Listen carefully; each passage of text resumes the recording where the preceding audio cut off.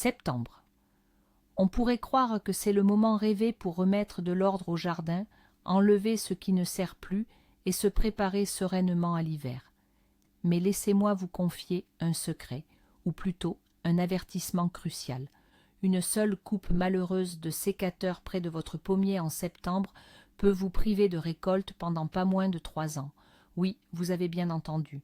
Aujourd'hui, nous allons passer en revue les erreurs capitales que les jardiniers commettent avec leurs pommiers en septembre, et je vous garantis que vous comprendrez pourquoi une taille en apparence anodine peut s'avérer fatale, et surtout comment l'éviter. Pour comprendre pourquoi septembre est un mois si insidieux, il faut jeter un œil à l'intérieur du pommier. Imaginez l'arbre comme un grand organisme vivant qui, toute la saison, a travaillé sans relâche, fait pousser ses feuilles, ses branches et bien entendu nos chères pommes. Arrivé en septembre, il est épuisé et entame sa préparation pour un long sommeil hivernal. La circulation de la sève ralentit, la croissance s'interrompt, le pommier emmagasine ses forces pour affronter les rigueurs de l'hiver. Ainsi, toute intervention brusque de notre part dans ce processus est perçue par l'arbre comme un stress intense. Alors, commençons par l'erreur la plus cruciale et la plus dangereuse. C'est un piège dans lequel tombent même les jardiniers les plus expérimentés. L'erreur numéro 1, c'est la taille de formation automnale. Je sais exactement ce que vous êtes en train de penser, mais c'est tellement logique. La récolte est terminée, les feuilles sont presque tombées, c'est le moment parfait pour embellir l'arbre et lui donner une belle silhouette. Eh bien, c'est précisément dans cette logique, qui paraît pourtant d'une évidence imparable, que se cache la racine du problème. Comprenez bien qu'en septembre, votre pommier ne pense absolument pas à son esthétique, il ne pense qu'à sa survie. Toutes ses forces sont mobilisées pour se préparer à un hiver long et rigoureux. L'arbre ralentit la circulation de sa sève, accumule ses réserves nutritives et, pour ainsi dire, se prépare à un long sommeil. Et que faites-vous, vous, lorsque vous arrivez avec votre sécateur pour cette taille de formation? Vous ne vous contentez pas de retirer une petite branche sèche, non, vous coupez des branches vivantes et en pleine santé. Pour l'arbre, ce n'est pas une simple coupe de cheveux, c'est un signal d'alarme, une blessure grave, une plaie ouverte, juste avant l'arrivée des gelées. Par ces coupes fraîches, une humidité précieuse s'échappe, mais surtout, elles deviennent des portes d'entrée idéales pour les infections et le gel qui peuvent facilement s'infiltrer profondément dans le bois. Et que se passe-t-il alors? En recevant ce signal de détresse, l'arbre déclenche son système interne d'intervention d'urgence. Imaginez qu'une sirène se mette à hurler à l'intérieur de lui. Tous les processus visant à la mise en dormance s'arrêtent net. Au lieu de se préparer tranquillement au repos hivernal, le pommier reçoit l'ordre « Attention !» Une partie de la ramure a été perdue. Il faut mobiliser d'urgence toutes les réserves et faire pousser de nouvelles branches. C'est un vieil instinct de survie qui fonctionne à merveille au printemps ou au début de l'été. Mais en septembre, cet instinct devient mortellement dangereux. L'arbre commence à consommer ses précieux sucres et nutriments qu'il a accumulés avec tant d'efforts tout l'été en prévision de l'hiver. Il les dépense non pas pour renforcer ses racines et son écorce, mais pour une nouvelle pousse absolument inutile à cette saison. C'est comme demander à un marathonien qui vient de franchir la ligne d'arrivée et s'apprête à se reposer, de courir un sprint supplémentaire. L'énergie sera gaspillée et le résultat désastreux. Et c'est là que les choses prennent une tournure des plus malheureuses. Cette réaction de panique provoque l'apparition de jeunes pousses tendres et fragiles aux extrémités des branches. Elles sont gorgées de sève, d'un vert éclatant, pleines de vie, mais totalement vulnérables face à l'approche du froid. Elles n'ont tout simplement pas le temps de se lignifier, de développer cette écorce protectrice qui les isolerait du gel. C'est comme envoyer des soldats au combat sans armure. Le moindre coup de gel sérieux, même un simple degré négatif, leur est fatal. L'air glacé fait éclater leurs cellules délicates. Elles noircissent, se recroquevillent et finissent par mourir. Quel est le bilan? L'arbre a non seulement gaspillé une énergie précieuse pour leur développement, mais il se retrouve aussi avec de nouvelles zones mortes au sein de sa couronne. Ces pousses, une fois mortes, ne revivront pas au printemps. elles resteront des rameaux desséchés, qui se transformeront en foyers de maladie et affaibliront encore davantage l'arbre déjà fragilisé. C'est un double coup porté à la santé de votre pommier. Et maintenant, explorons d'où vient ce chiffre si inquiétant. 3 ans sans pommes. Ce n'est pas un simple mythe, mais malheureusement une réalité concrète. En effet, le pommier est un arbre particulièrement prévoyant. Il met en place ses bourgeons floraux qui donneront ensuite les fruits, non seulement pour l'année suivante, mais également pour l'année d'après. Ces bourgeons se forment sur de très courtes branches spécifiques que l'on appelle les lambourdes ou dards. Elles peuvent ressembler à de petites excroissances noueuses et un peu tordues. Et quand un jardinier, sans maîtriser les finesses de la taille, se met à éclaircir la couronne en septembre, qu'est-ce qu'il est le premier à couper? Eh oui, ce sont précisément ces modestes rameaux qui lui paraissent superflus ou trop vieux. Il détruit alors de ses propres mains la récolte non pas d'une, mais de 2, voire 3 saisons à venir. C'est un peu comme jeter les semences destinées à être plantées pour plusieurs années. Il faudra ensuite beaucoup de temps à l'arbre pour reconstituer ses précieuses structures fructifères, et là le tableau est complet. Imaginez l'état d'un pommier après de tels soins. Premièrement, il est affaibli par une pousse automnale inutile et une dilapidation de ses réserves. Deuxièmement, il est endommagé par le gel, qui a ravagé les coupes fraîches et les jeunes pousses. Troisièmement, il est privé de la plupart de ses bourgeons floraux pour les années à venir. Que fera un tel organisme? Bien sûr, il passera en mode survie. Quelle récolte espérer, alors qu'il doit cicatriser ses plaies, lutter contre les maladies qui ont pénétré par les coupes et retrouver ses forces? Pendant toute la saison suivante, voire 2, l'arbre consacrera toutes ses ressources, non pas à la floraison et à la fructification, mais à la restauration de son bois et à la reconstitution d'une nouvelle masse végétative. Il va simplement survivre. Et ce n'est qu'à la 3e année, si vous en prenez soin correctement, qu'il pourra peut-être accumuler suffisamment de force pour à nouveau vous offrir une récolte digne de ce nom. Un seul mauvais coup de sécateur en septembre suffit donc à déclencher une cascade d'événements désastreux pour votre future récolte. Mais le sécateur n'est pas le seul ennemi de votre pommier en septembre. Parlons maintenant de la fertilisation. C'est la 2e erreur capitale, une pratique qui va de pair avec une taille inappropriée. Beaucoup de jardiniers se disent « l'arbre a fructifié, il est épuisé, il faut le nourrir généreusement pour qu'il reprenne des forces ». Et c'est là qu'ils ont recours aux engrais printaniers et estivaux les plus populaires. Et quel est l'élément le plus prisé? L'azote, bien sûr, le nitrate d'ammonium, l'urée, le fumier. Ce sont tous d'excellents fertilisants, mais surtout pas en automne. L'azote pour une plante, c'est comme un double expresso. Il stimule, revigore et la pousse à une croissance active, à développer sa masse verte, feuilles et jeunes pousses. Apporter de l'azote à un pommier en septembre, c'est commettre la même erreur fatale qu'avec la taille. Vous sortez artificiellement l'arbre de son état de repos végétatif et le forcez à croître juste avant les gelées. Vous lui criez littéralement « Ne dors pas, travaille, pousse », alors que tout son être aspire au repos. Les conséquences seront exactement les mêmes, la pousse de rameaux faibles et non lignifiés, qui périront inévitablement durant l'hiver et un gaspillage insensé de l'énergie vitale de l'arbre. Alors, faut-il vraiment se priver de fertiliser nos pommiers à l'automne? Absolument pas. Mais attention, il faut le faire correctement. Le menu automnal pour votre pommier doit être complètement différent. Oubliez l'azote jusqu'au printemps prochain. Actuellement, votre arbre a besoin de 2 éléments essentiels, le phosphore et le potassium. Ce n'est pas un stimulant, si vous préférez, mais plutôt un véritable cocktail de vitamines pour renforcer son immunité face au long hiver qui s'annonce. Le phosphore est essentiel au développement et à la bonne santé du système racinaire. Des racines puissantes et saines sont la clé d'une bonne préparation à l'hiver. Quant au potassium, il augmente la rusticité de l'arbre tout entier. Il aide le bois à bien mûrir, à accumuler les sucres qui agissent comme un antigel naturel, protégeant ainsi les cellules du gel.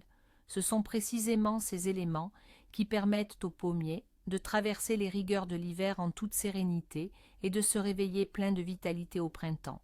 Alors, si vous décidez de fertiliser vos arbres, optez pour du superphosphate, du sulfate de potassium ou des engrais complexes, spécialement conçus pour l'automne. Sur leur emballage, vous trouverez souvent la mention « automne » et ils se caractérisent par une teneur en azote minimale, voire nulle. Une autre erreur, moins évidente mais tout aussi cruciale, est liée à l'eau. Sur ce point, les jardiniers tombent fréquemment dans deux extrêmes. Le premier est la sécheresse totale. Une fois la récolte achevée, et malgré l'apparence de pluies automnales, beaucoup oublient purement et simplement d'arroser, pensant que l'arbre n'a plus besoin d'humidité. C'est une grave erreur. Pour bien passer l'hiver, le bois et les racines doivent être gorgés d'eau. Un arbre sec en hiver est bien plus vulnérable au dessèchement causé par le gel et le vent. Cela est particulièrement vrai pour les jeunes plants.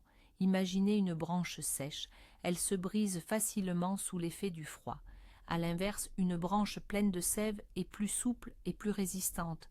Il en va de même pour l'arbre entier. C'est pourquoi, si les mois de septembre et d'octobre sont secs, il est impératif de réaliser ce que l'on appelle un arrosage d'hivernage.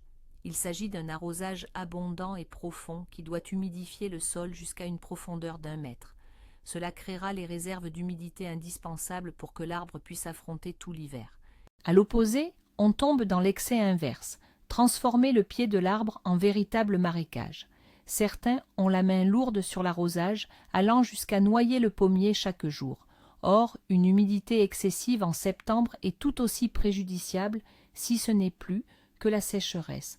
Premièrement, elle peut, à l'instar de l'azote ou d'une taille tardive, provoquer une seconde poussée de croissance des jeunes rameaux. C'est absolument à éviter à cette période, car l'arbre, percevant cet excès d'humidité, peut interpréter cela comme une prolongation de sa période végétative. Deuxièmement, un sol constamment détrempé et gorgé d'eau constitue un environnement très défavorable pour les racines. Pauvre en oxygène, il peut entraîner l'asphyxie et la pourriture des racines. Un système racinaire affaibli compromet gravement la bonne hivernation de l'arbre. Un juste équilibre est donc primordial. Un unique arrosage copieux d'hivernage, réalisé fin septembre ou en octobre, si les pluies se font rares, constitue l'approche idéale. Les flaques quotidiennes au pied de l'arbre ne feront qu'aggraver la situation. Vérifiez systématiquement l'humidité du sol. Si, à une profondeur d'une quinzaine de centimètres, la terre est sèche et s'émiette, il est alors temps d'arroser. Si, au contraire, elle est humide et se compacte facilement, vous pouvez sans problème reporter l'arrosage. Passons à la récolte. On pourrait croire que, les pommes une fois cueillies, le plus dur est fait et qu'il n'y a plus de risque d'erreur. Pourtant, une faute majeure est possible, et cette erreur, c'est de tout laisser en l'état. Je parle ici des pommes pourries, véreuses ou malades qui sont restées sur les branches ou qui gisent au pied de l'arbre. Beaucoup de jardiniers les ignorent, se disant « ça pourrira tout seul, ça se décomposera, ça fera un bon engrais ». Ne faites jamais cela. Chaque pomme pourrie n'est pas qu'un simple déchet. C'est une véritable bombe biologique à retardement. C'est un incubateur idéal pour d'innombrables champignons, spores et parasites. Par exemple, l'agent responsable de la pourriture des fruits, la moniliose, hiverne parfaitement dans ces fruits momifiés et desséchés qui restent accrochés aux branches. Quant aux chenilles du carpocaps de la pomme ou ver de la pomme, elles passent l'hiver dans des cocons, sous l'écorce ou dans le sol, souvent juste sous l'endroit où une pomme véreuse est tombée. Ainsi, une fois la récolte principale terminée, prenez le temps de procéder à un nettoyage en profondeur. Munissez-vous d'un seau et faites le tour de votre verger. Examinez attentivement chaque branche et retirez tous les fruits qui y subsistent, surtout s'ils paraissent malades ou desséchés. On les appelle des momies, et ce terme est on ne peut plus juste. Ils sont de véritables foyers de contamination. Ensuite, avec le même soin, ramassez scrupuleusement tous les fruits tombés au sol, toutes ces pommes qui gisent par terre. Surtout, n'envoyez jamais ces déchets biologiques dans votre tas de compost. Les agents pathogènes y hiverneraient à merveille et, au printemps, ils referaient leur apparition dans votre jardin via le compost. Ces fruits malades doivent être soit profondément enfouis loin de votre propriété, soit, et c'est encore mieux, brûlés. Certes, C'est un travail supplémentaire, mais croyez-moi, cela vous fera économiser une quantité considérable de temps et d'efforts au printemps. Vous n'aurez pas à livrer une guerre sans merci aux maladies et aux nuisibles que vous auriez, sans le vouloir, hébergés durant l'hiver. Votre pommier vous en remerciera chaleureusement par une récolte abondante et surtout en parfaite santé. Un autre enjeu, directement lié au précédent, est celui des feuilles mortes. C'est un sujet où les avis des jardiniers divergent souvent. Certains estiment que les feuilles constituent une couverture naturelle et un excellent engrais, protégeant ainsi les racines durant l'hiver. Et dans une forêt sauvage, c'est effectivement le cas. Mais notre jardin n'est pas une forêt sauvage. Un jardin est un écosystème artificiel caractérisé par une forte densité de plantations et par conséquent une concentration élevée de diverses maladies. Laisser les feuilles mortes sous un pommier pour l'hiver, c'est comme offrir aux parasites et aux agents pathogènes une couverture douillette et chaude en leur disant « Passez l'hiver au chaud, mes chers, reprenez des forces, et au printemps, attaquez mon arbre avec une vigueur renouvelée. » C'est précisément dans les feuilles mortes que passent l'hiver les spores de la tavelure, la maladie la plus répandue et la plus redoutable du pommier, ainsi que les pupes de divers tentraides, charançons et autres ravageurs. La règle est donc unique et impérative. Il faut méticuleusement ratisser et éliminer toutes les feuilles mortes qui jonchent le sol sous vos arbres fruitiers. La meilleure méthode, à l'instar des fruits malades, est l'incinération. Si cette possibilité fait défaut, vous pouvez les intégrer à un tas de compost distinct. Toutefois, n'utilisez ce compost qu'après 2 à 3 ans, le temps que tous les agents pathogènes soient en garantie de périr. Ne cédez pas à la tentation de les enfouir en travaillant la terre comme certains le préconisent. Certes, une partie des germes disparaîtra, mais l'autre partie passera parfaitement l'hiver dans le sol et atteindra inévitablement l'arbre au printemps. Un cercle de propreté dégagé autour du tronc n'est pas qu'une question d'esthétisme. C'est un élément fondamental de la prévention des maladies et l'assurance de la vitalité de votre verger pour la saison suivante. Ne laissez pas aux ennemis de votre récolte la moindre chance d'une confortable hibernation. Mais voilà une erreur que même les jardiniers chevronnés oublient souvent, surtout quand leurs pommiers sont bien établis depuis des années dans le jardin. Ils négligent totalement la protection du tronc. On pourrait se dire « qu'est-ce qui pourrait bien arriver à une écorce épaisse et robuste en hiver ?» En réalité, les dangers sont nombreux. Le premier d'entre eux, les rongeurs affamés. En hiver, quand la nourriture se fait rare, la jeune écorce tendre et juteuse des pommiers devient un véritable festin pour les lapins et les souris. Les jeunes arbres en souffrent particulièrement. Les lapins peuvent ronger le tronc jusqu'à 1 mètre de hauteur, tandis que les souris s'attaquent à la base, juste au-dessus du sol et sous la neige. S'ils dévorent l'écorce tout autour du tronc, formant ainsi un anneau complet, la circulation de la sève sera interrompue et l'arbre périra très probablement. C'est ce qu'on appelle la ceinture ou l'annélation, et c'est un arrêt de mort certain pour le pommier. Il est donc impératif de protéger le tronc et les premières branches, mais les rongeurs ne sont pas la seule menace hivernale pour l'écorce. Il existe un autre ennemi, tout aussi insidieux, le soleil. Et oui, je parle bien du soleil d'hiver et de celui du début du printemps. La période de fin février et de début mars est particulièrement critique. En journée, le soleil éclatant réchauffe fortement l'écorce sombre, notamment du côté sud et sud-ouest. Les tissus sous l'écorce se réveillent et la sève commence à y circuler. Mais la nuit, un gel intense s'abat. Le liquide contenu dans ces cellules réveillées gèle, se transforme en glace et les fait purement et simplement éclater. Il en résulte l'apparition de longues fissures longitudinales sur l'écorce. Ce sont les gélivures. Ces dommages sont très dangereux. Non seulement ils affaiblissent l'arbre, mais ils constituent également des portes ouvertes aux infections et aux parasites. Les vieux arbres, avec leur écorce épaisse et rugueuse, en souffrent moins, mais les jeunes pommiers au tronc lisse sont particulièrement vulnérables. Comment protéger le tronc de toutes ces agressions? Plusieurs méthodes existent, et le mieux est de les combiner. La méthode la plus simple et la plus couramment utilisée est le chaulage du tronc. Mais attention, il ne s'agit pas de n'importe quel chaux, mais d'une préparation spéciale pour jardinage, de qualité horticole. Elle doit être suffisamment épaisse et adhérente pour ne pas être emportée par les premières pluies. Sa couleur blanche réfléchit les rayons du soleil et empêche l'écorce de surchauffer. De plus, une bonne solution de chaulage contient souvent du sulfate de cuivre et d'autres fongicides. Ces composants ont pour rôle de désinfecter l'écorce et d'éliminer les nuisibles hivernants. Il est important de chauler non seulement le tronc, mais aussi la base des principales branches charpentières. Idéalement, le chaulage s'effectue en fin d'automne, par temps sec et lorsque la température est positive. Cependant, le chaulage seul ne suffira pas à protéger le tronc des dents acérées des lapins ou des lièvres. C'est pourquoi, pour les jeunes arbres, une protection mécanique est indispensable. Le tronc peut être enveloppé d'un grillage spécial en plastique, de toile de jute, d'un voile d'hivernage ou même de vieux collants en nylon. L'essentiel est que le matériau soit respirant et qu'il ne serre pas trop le tronc afin de laisser une couche d'air. Ce manteau protecteur protégera efficacement à la fois des rongeurs et des coups de soleil.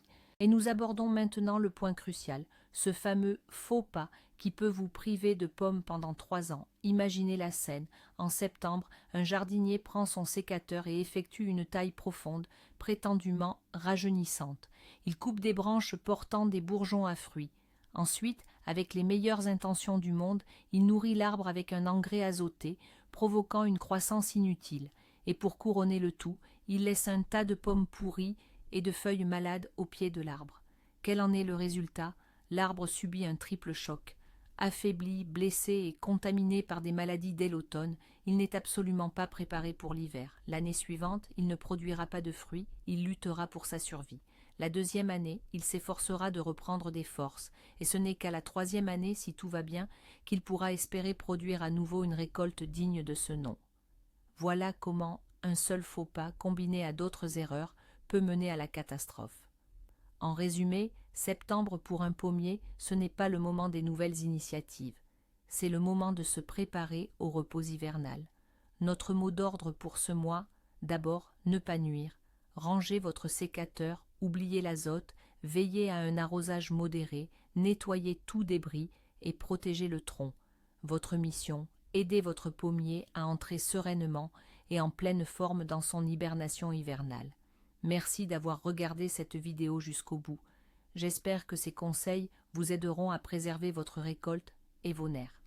Si vous avez trouvé cela utile, n'oubliez pas de mettre un pouce bleu et de vous abonner à la chaîne pour ne pas manquer nos prochains conseils d'entretien du jardin. Et vous, quelles erreurs avez-vous commises en prenant soin de vos pommiers à l'automne? Ou peut-être avez-vous une astuce secrète pour préparer votre jardin à l'hiver? Partagez votre expérience dans les commentaires.